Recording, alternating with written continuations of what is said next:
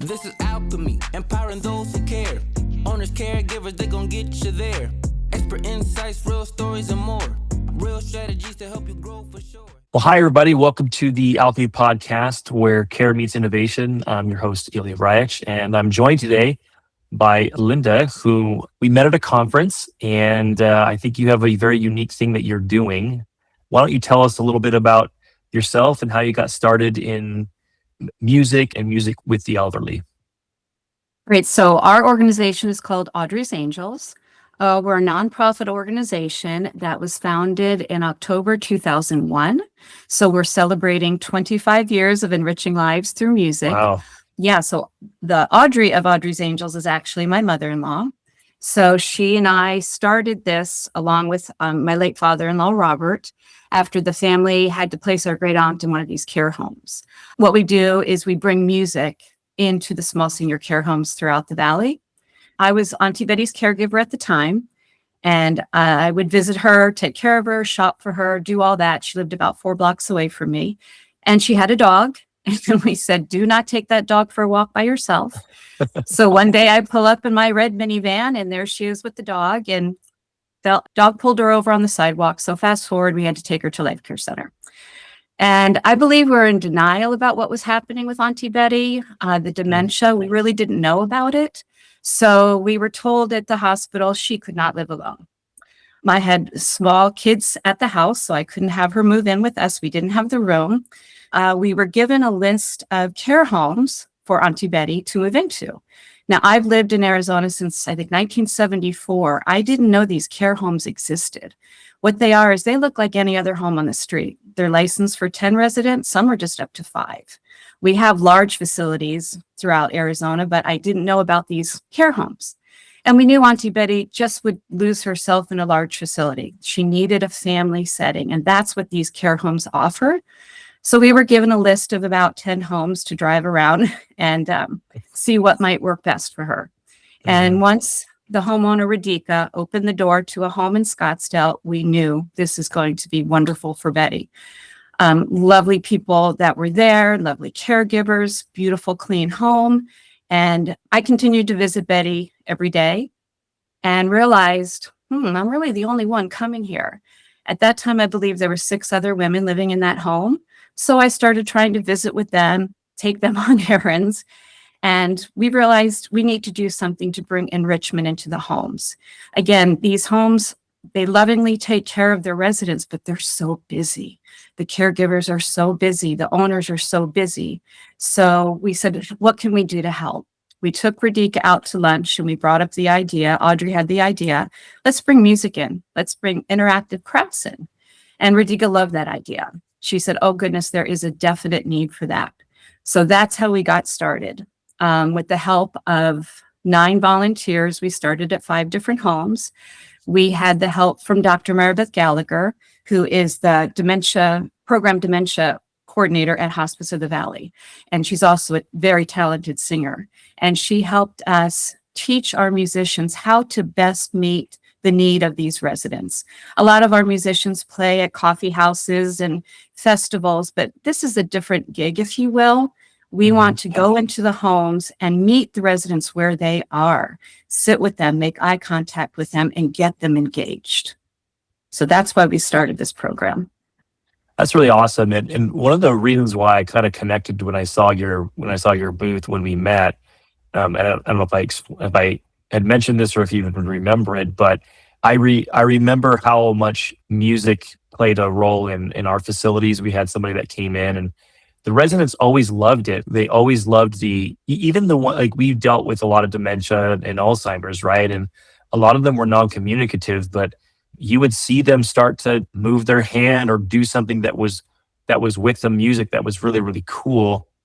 And I remember, I don't know if it was like 60 Minutes or something like that, but there was something that was like, this was on like 15 years ago. And it was this really cool story of this lady that she was a ballerina and she had really, really, severe dementia and couldn't really communicate. But when that music came on, that was that ballerina music, she would start to do things with her hands. And I always loved that connection between music and, again, people who can't necessarily speak or do things on their own, but music had a strong connection there, right?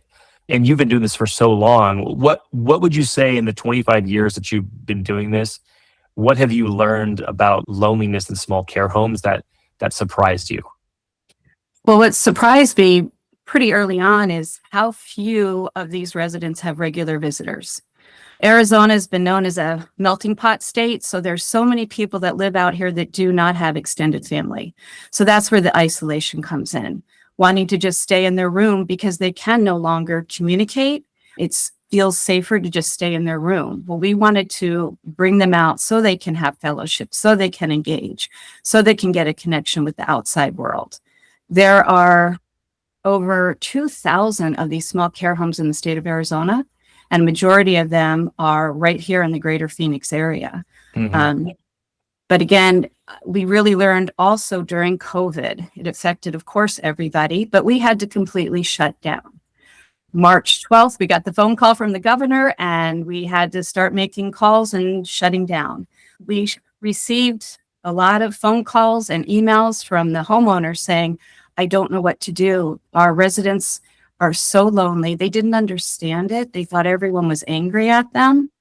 And we thought, what can we do? How can we still engage them and give them some enrichment in their lives? So we actually at the time had a high school musician, and he was working on his Eagle badge. And he said, I've got an idea. We're going to bring the music to them via Zoom. Now, I had no idea what Zoom was at the time. So I'm like, all right, what does that mean? So he was able to raise funds, and he got equipment to give to some of the homes that were interested in doing this so they could have it on their TV. And every Friday at 11:30, we had our musicians doing our quote live music that way. And they loved it. They loved it. It was just that connection. And we also then started, once the weather got nicer in Arizona, in October that year, we did patio performances so that the residents could hear the music from open windows or open doors or staying, 6 feet away. And it was just really obvious then that so much of that outside world connection is needed. These are people that created our community, and they're often forgotten. They're often forgotten. 100%. One of the movies that I love, the movie Up, or the little cartoon movie, Up. Yes. And that beginning scene where he's reflecting back on this whole life that he's had, the good times and the bad times of this whole life that they've had. And I often think about that when it comes to residents in facilities, elderly, right? Like a lot of times the caregivers get them in this stage, but it's important to remember that they had a whole life before. Some of them were, nurses and pilots and, all kinds of different things. And so it's so true that they've built our communities, and now they're kind of just there. So you were seeing this need of, again, facilities being really overwhelmed and the need for some volunteer. Was music the first kind of option that you kind of thought about, or was music really the most impactful of the type of volunteer things that could be done? Was that the case, or talking about that? Yeah, music was the first thing that Audrey thought about. And when we talked to Radhika, she said, absolutely, we have Cowboy Bob coming in once a month, and that's about all. We also did start with crafts, and that would be with a different population that would be sitting around the craft table in the kitchen. We would bring all the supplies in. And with that, we were getting a lot of stories and history, because you're just sitting there with them chatting as they're doing a simple craft. The music also, though, brings out their stories, like you were talking about. We had a gentleman that the caregivers had no idea he was an orchestra conductor. And they realized once he started conducting when the music was playing. Another woman used to be a rockette in New York and got up and was doing the kicks during all of that. So a lot of stories come out when the music starts playing.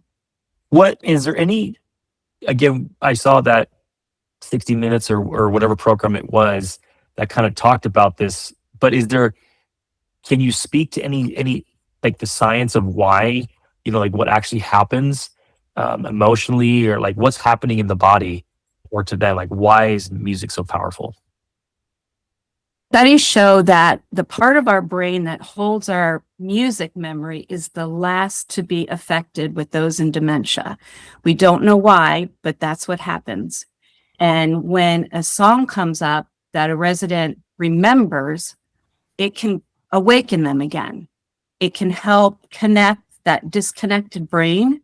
And there is a science behind that. Any age, you hear a song that it's going to bring you right back to that date or that day at the beach, or goodness, even grocery stores do that. They know the demographics. They're going to pump all this music in for the age group that they know is shopping at that time. And all of a sudden you're filling your cart because you're feeling good. You're buying more.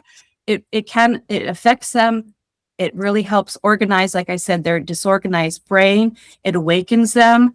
Whenever someone wants to get involved, a musician to get involved in our organization, we hold an audition, an introductory session. We know that they're musically inclined if they're reaching out to us, but they need to understand what it's like to reach the residents in these homes through their gift of music. I was holding an audition with this gentleman, and I like to get there first to gauge the room and to see the effect once the music starts playing. There was a woman just sitting there, just staring. And she's then started closing her eyes. And through a few songs, she was sleeping. And there was other residents there and saying, "Oh, yay, and we want to do this song." And one woman said, "Please play In the Good Old Summertime."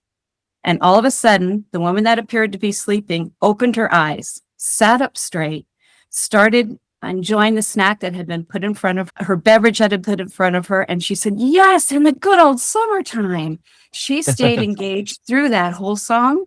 And when the song was over, she closed her eyes again. So it just awakens you and it helps bring you present. Yeah.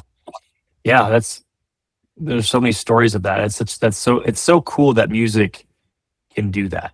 Like you said, Yeah. it's like brings you back to those memories of being younger or the beach or whatever it is.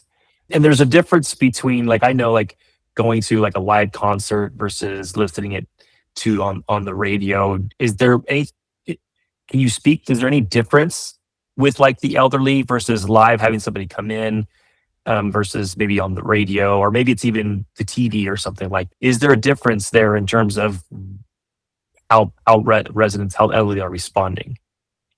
Yes, I really believe there is, because we have a human coming in, smile at them, using their name. "How are you today, Joan? It's so good to see you again. Are there certain songs you'd like to hear?" And nothing can take the place of that human contact, that human interaction. Yes, it's wonderful to have music playing and that they know and that they like, but it's also giving the residents an ownership to say, "I like Elvis music," or "I like this type of music," and letting them know that they're valued, that it's Mhm. worth someone's time to come and spend an hour with them. I just thought about this. Is there a difference between one-on-one versus group Well, in terms of reaction, or? it just depends on the home. There could be one resident that is just singing and clapping and enjoying it. That's giving joy to the others that really can't communicate. So I've seen that. I've seen it more one-on-one with maybe two other people just kind of sitting there and enjoying. But these homes, it's such an intimate setting. You're in a small family room.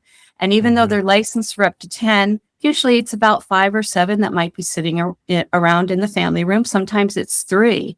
But I also watch a lot of the residents care for each other. I watch them come in, and one might be making sure that her friend has her beverage or what she needs. And I watch them have such joy when that resident then starts going, "I know this song. I'm going to start singing." Or they might go, "Wow, I've never heard Sally talk before. Now she's singing." So Mhm. they really feed off of each other with these experiences.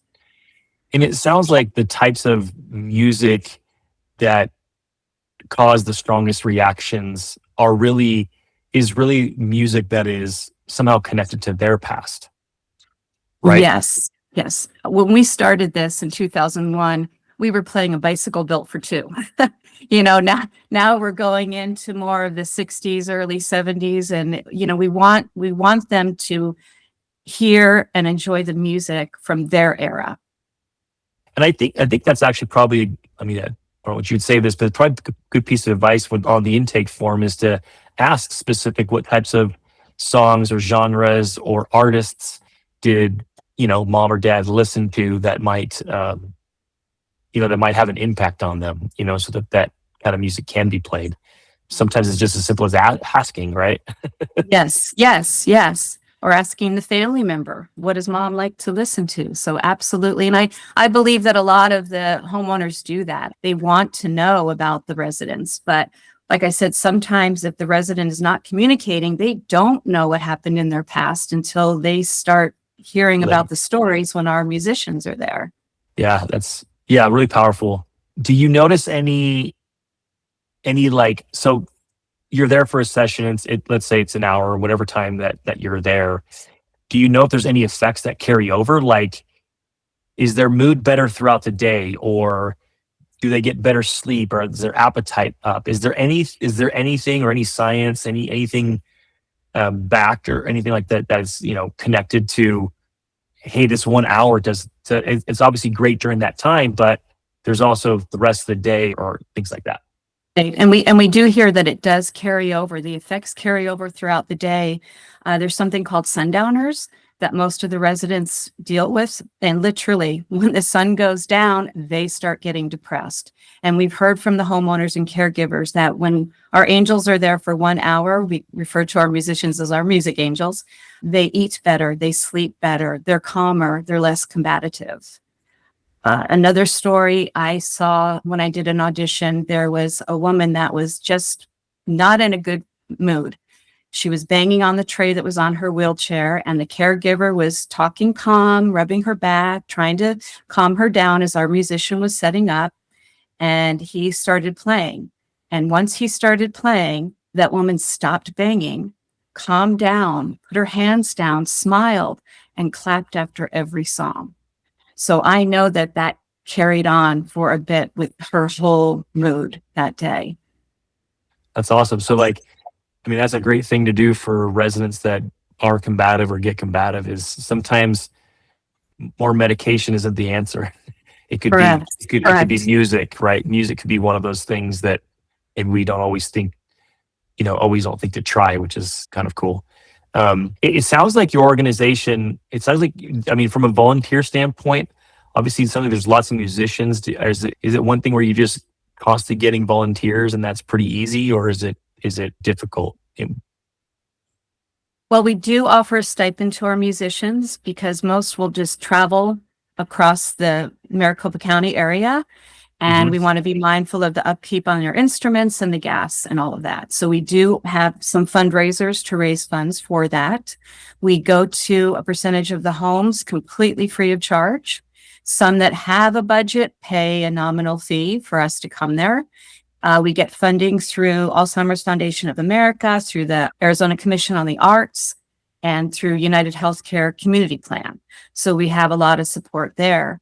We find our musicians mainly by word of mouth. When we started, it was going to festivals and coffee houses, but now it's basically word of mouth and going to some of their festivals. Yeah, I bet.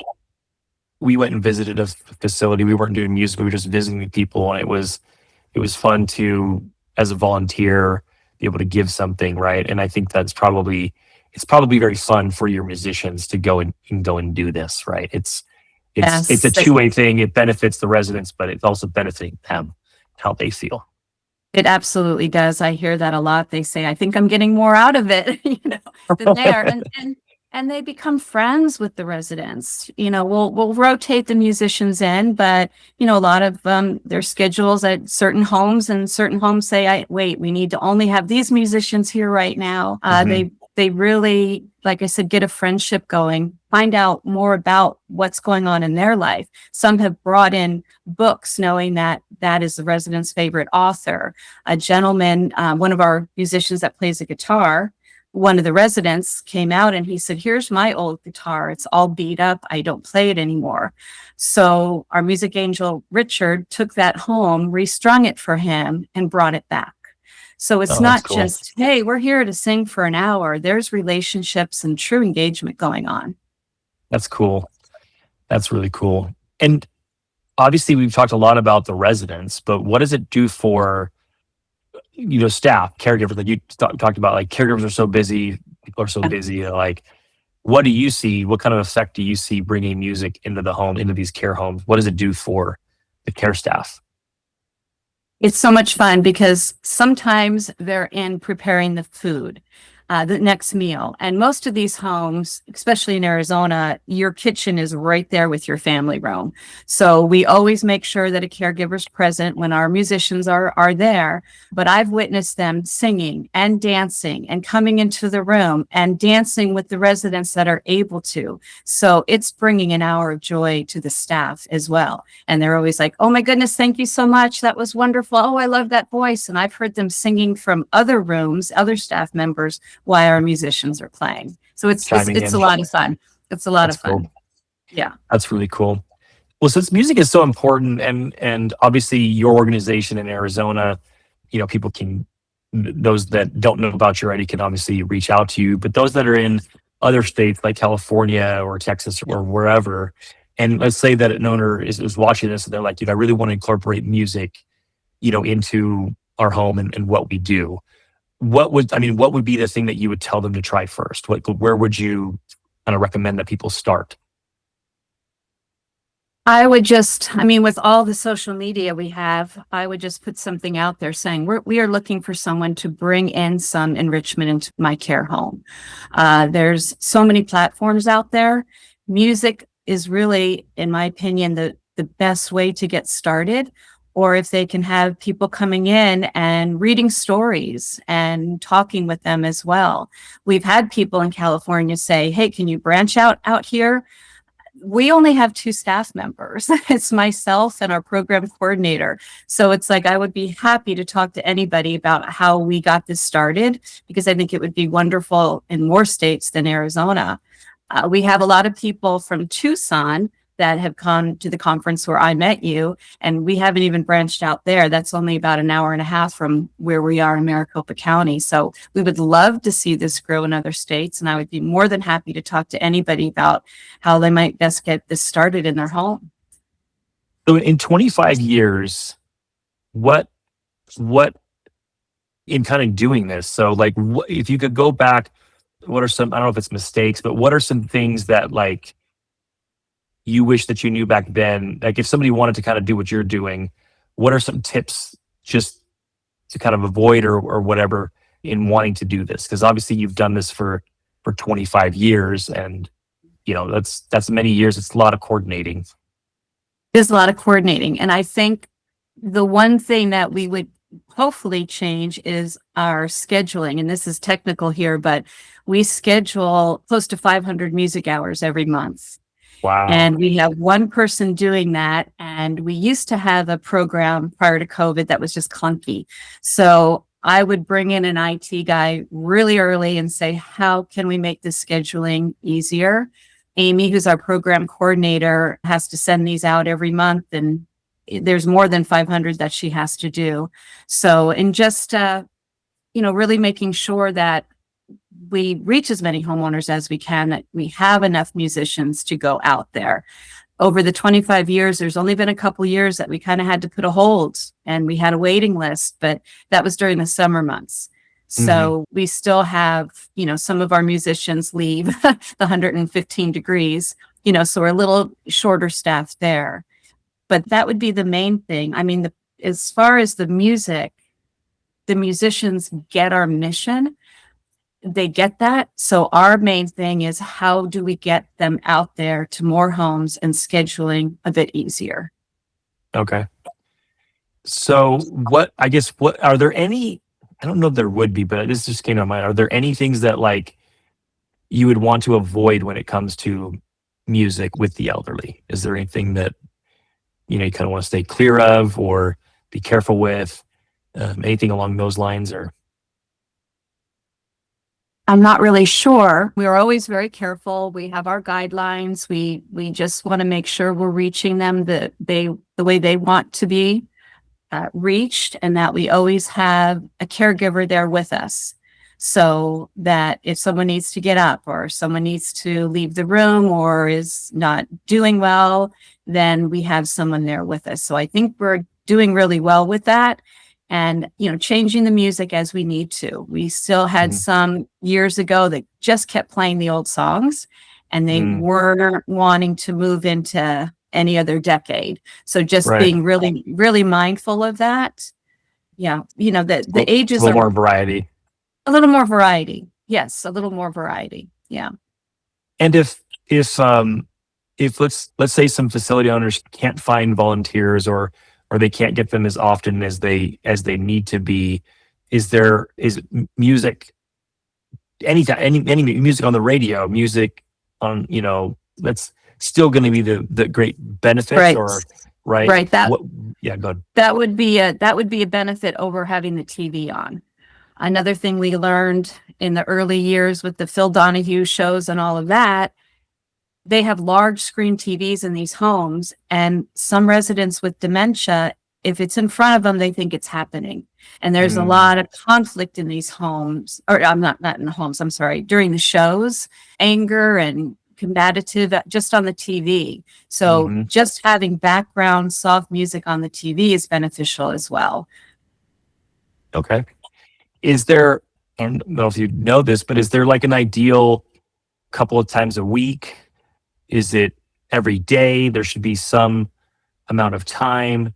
Like, what is your suggestion for facility owners when it comes to like how often they should be doing music? Again, this is outside of just volunteers coming in, because you can't have volunteers there every day, right? Or 3 times a week. So correct. And I know that most of these homes, they do keep their activity calendars so you can see what they have going, but some kind of engagement every day obviously is needed. We have not gotten back to doing the crafts, but I think that's an important part. I know some even do bingo on their own, but we like to go to the homes on a weekly basis. So the residents know, say every Wednesday at 1:30, they're going to see our music angels.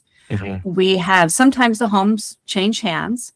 We had a home that was sold, and I reached out to the new owner, and he said, I just kind of need some time to get acclimated. And I said, I understand that. Well, within 2 weeks, he called me and he said, everyone's saying, where are the angels? Where are the angels? Because they knew Wednesday at 1:30 were there. So I think to be consistent is a really big part of this. So if you're going to have music Wednesdays at 1:30, then what are you doing on Thursdays at 1:30 to just give them a nice, consistent schedule? Yeah, no, that's true. Consistency is kind of like everything in life. I feel like, it's when you're consistent with something, lots of good things happen, and it could be as simple as good, wholesome music that strikes up memories of the past, right? It's so cool. Do you, kind of wrapping things up here, this has been, again, music is great and it just is so powerful in so many ways, even in our own lives. But like, if someone was listening today, and you wanted them to walk away with one thing about the power of music, what would that be? Music is the universal language. We all began hearing it even as a baby. We use it to calm our babies. It has such a positive calming effects on our lives, and it's everywhere in some form or another in every day of our lives. And it could really help us in times of sadness, and it helps us even more in times of joy. Yeah, 100%. Well, thank you so much, Linda, for this. If people want to learn more about how to kind of set this up in their own state and ask you those questions, or if they're in Arizona and they, want to get connected, which I'm sure you're already connected, well, how would they get a hold of you? What's the best way? You can reach us through our website. There's a contact form, and that's www.audreysangels.org. Or call our office, 602-795-2122. That's awesome. Well, thanks again. And I encourage our listeners to really, incorporate music into what you're doing with your residents as often, as consistently as you can. We saw it in our own facility, how that made a difference. That's why I really wanted to kind of do this podcast because I saw the benefits of it. So I think it's and it's really a small, simple thing that people can do to really enhance the overall care and experience of living in one of these homes, right? To kind of eliminate as much as we can that loneliness and just make it more vibrant. So thank you so much again for doing this, and thank you everyone for listening, and we'll catch you later. Thank you so much. This is alchemy, empowering those who care. Owners, caregivers, they gon' get you there. Expert insights, real stories, and more. Real strategies to help you grow for sure. This the Alchemy Podcast. Creating better spaces, it's much to share. This the Alchemy Podcast. Help you build, grow, and thrive in the future of care. This the Alchemy Podcast. This the Alchemy